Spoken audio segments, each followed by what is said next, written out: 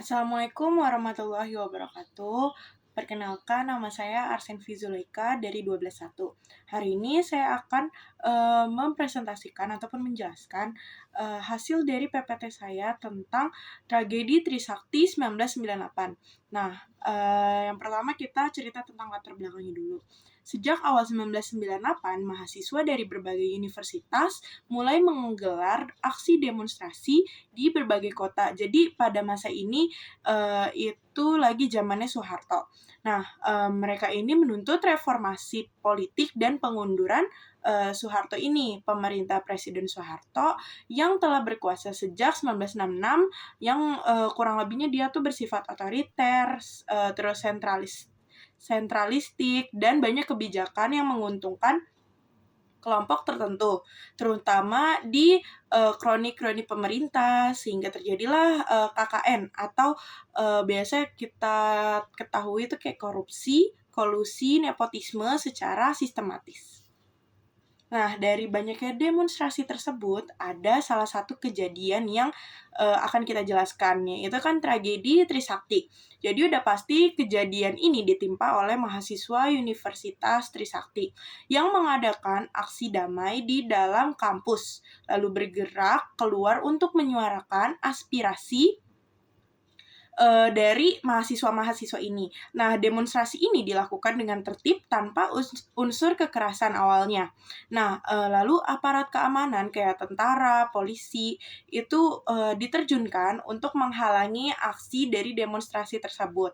Nah, saat mahasiswa mulai kembali, mau kembali ke dalam kampus, aparat tuh ada yang menembakkan peluru tajam ke arah salah satu mahasiswa. Nah, setelah aparat tiba-tiba menembakkan peluru, dari situ terjadilah kayak perselisihan ataupun emang yang secara kekerasan gitu. Nah, uh, korbannya dari mahasiswa tersebut adalah 4 tewas, lalu puluhan dari mahasiswa tersebut tuh kayak ngalamin luka-luka akibat tembakan ataupun kekerasan yang dilakukan oleh aparat-aparat itu.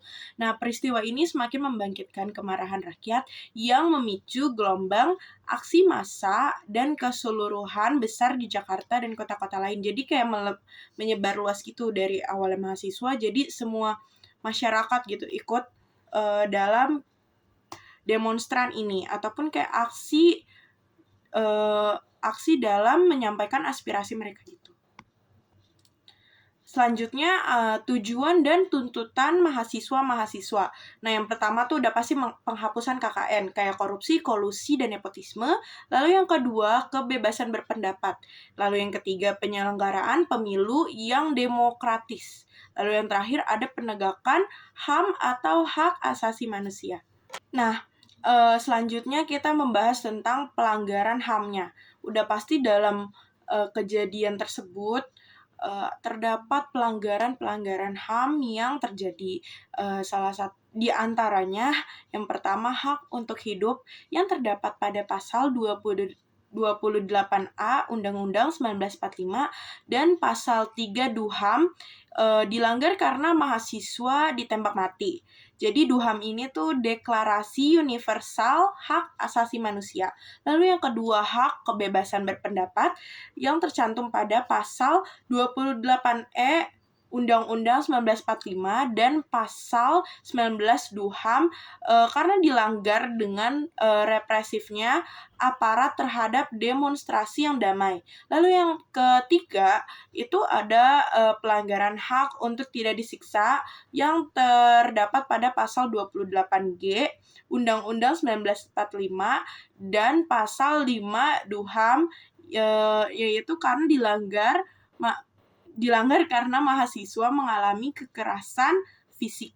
Nah, selanjutnya pembahasan selanjutnya tentang dampak apa aja yang terjadi dari tragedi Trisakti ini. Yang pertama udah pasti meningkatnya gelombang protes ataupun unjuk rasa yang berujung pada mundurnya Soeharto. Lalu yang kedua, terjadi kerusuhan Mei 1998 termasuk penjarahan dan kekerasan terhadap etnis Tionghoa. Lalu yang ketiga, perubahan sistem pemerintahan dan otoriter ke pemerintah. Lalu apa sih solusi dan upaya dari pemerintah? Yang pertama yaitu menuntut keadilan bagi korban dengan mengusut tuntas pelaku penembakan. Lalu yang kedua, memperkuat penegasan hukum agar aparat tidak menyalahgunakan kekuasaan. Lalu yang ketiga, meningkatkan kesadaran HAM di kalangan masyarakat maupun pemerintah dan aparat.